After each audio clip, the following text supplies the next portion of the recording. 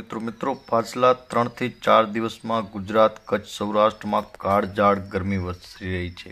જાણે આકાશમાંથી અગ્નિવર્ષા થઈ રહી છે એવી કાળઝાળ ગરમીનો ગુજરાતના કચ્છ સૌરાષ્ટ્રના લોકો સામનો કરી રહ્યા છે। ત્યારે આવી જ ગરમી વચ્ચે એક આફતના સમાચાર સામે આવી રહ્યા હતા કે બંગાળની ખાડીમાં જોરથી પ્રેશર સર્જાયો છે, જેથી કરી અને વાવાઝોડું સક્રિય થવાની પણ સંભાવના વ્યક્ત કરી છે। મિત્રો, હવામાન વિભાગ અને હવામાન નિષ્ણાત અંબાલાલ પટેલે ભારેથી અતિભારે વરસાદની પણ આગાહી કરેલી છે અને બંગાળની ખાડીમાં જે વાવાઝોડું સક્રિય થયું છે એ વાવાઝોડું ક્યારે ભયંકર રૂપ લઈ લે તેની કોઈ નક્કી નથી। મિત્રો, ત્યારે ગુજરાતમાં વાવાઝોડાને નકારતો હવામાન વિભાગ પણ બંગાળની ખાડીમાં સક્રિય વાવાઝોડું આવતીકાલે લો પ્રેશરમાં પરિવર્તિત થઈ ડીપ ડિપ્રેશન ફેરાશે અને અતિભારે વરસાદ પડશે।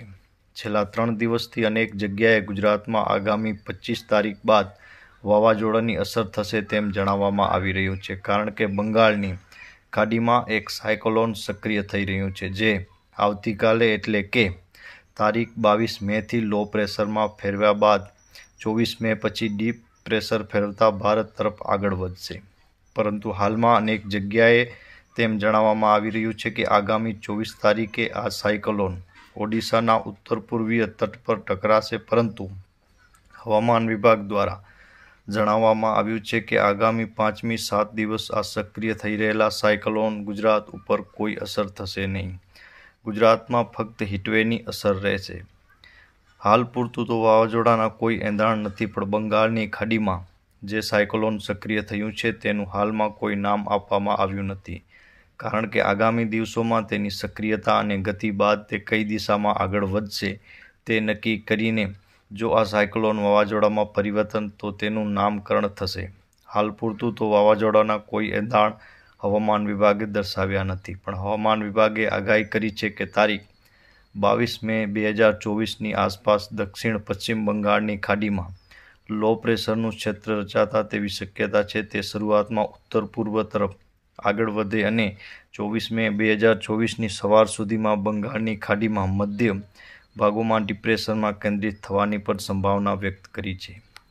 ઉત્તર બંગાળની ખાડી ઉપર સમુદ્રની સ્થિતિ તરફ આ સાયક્લોન સક્રિય થતાં પહેલાં ભારતમાં તટીય વિસ્તારમાં અગમચેતીના ભાગરૂપે હવામાન વિભાગ દ્વારા સાવચેતીના પગલાં પણ સૂચવવામાં આવ્યા છે અને કેટલીક શક્યતાઓ એ પણ વ્યક્ત કરી છે કે જેમાં 24 મે અને 25 મેના રોજ ઉત્તર ઓડિશા અને પશ્ચિમ બંગાળના છૂટાછવાયા સ્થળોએ ભારેથી અતિભારે વરસાદની પણ સંભાવના વ્યક્ત કરી છે।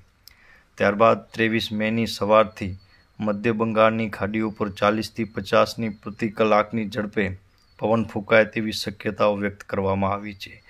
24 મેની સવારથી ઉત્તર બંગાળની ખાડીના સંલગ્ન વિસ્તારોમાં સુધી લંબાશે અને પવનની ઝડપ 50થી 60 કિમી પ્રતિ કલાકની ઝડપે લઈને 70 કિમી પ્રતિ કલાક સુધી વધશે। ત્યારે તારીખ 23 મેથી મધ્ય બંગાળની ખાડી પર અને 24 મેથી ઉત્તર બંગાળની ખાડી ઉપર સમુદ્રની ઉપસ્થિતિ ઉબડ-ખાબડ અત્યંત રફ થવાની શક્યતાઓ પણ વ્યક્ત કરી છે। મિત્રો, અવારનવાર વાવાઝોડાની આગાહીઓ પણ સામે આવતી હોય છે, ત્યારે માછીમારોને દરિયો ન ખેડવા સૂચના પણ આપવામાં આવે છે।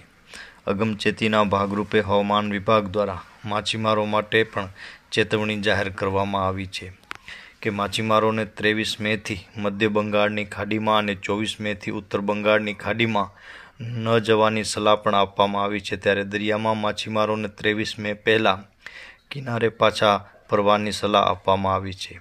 આ તમામ સાવચેતીના પગલાં વચ્ચે ગુજરાતના હવામાન વિભાગ દ્વારા આગામી 5-7 દિવસ માટે બંગાળની ખાડીમાં સર્જાયેલ વાવાઝોડાની કોઈ અસર રહેશે નહીં તેમ પણ જણાવવામાં આવ્યું છે।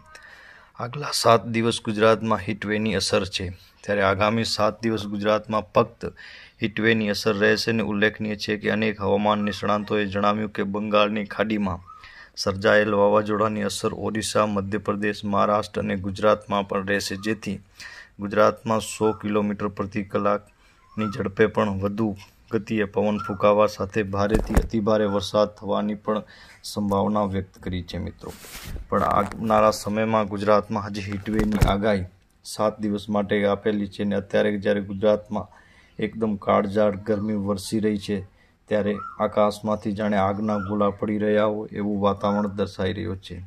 આવનારા સમયમાં જ્યારે વાવાઝોડું જો ભયંકર રૂપ લેશે તો ગુજરાતમાં એની અસર પણ વર્તાશે।